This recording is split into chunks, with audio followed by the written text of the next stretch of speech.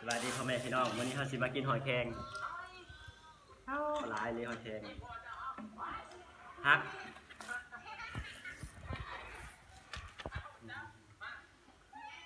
หอยแครงหอยแครง3 โล 3 คนพูดเหมือนกันนะตากล้องเฮ็ดฮัลโหลหอยแครงตัวมาเริ่มเทิมเลยโอ้โหเกือบ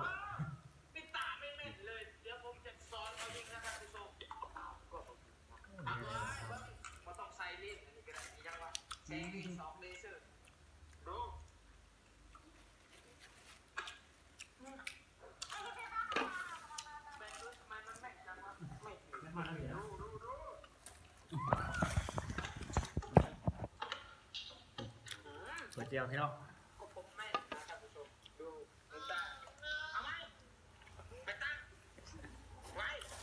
มาเด้อพี่น้องเด้อ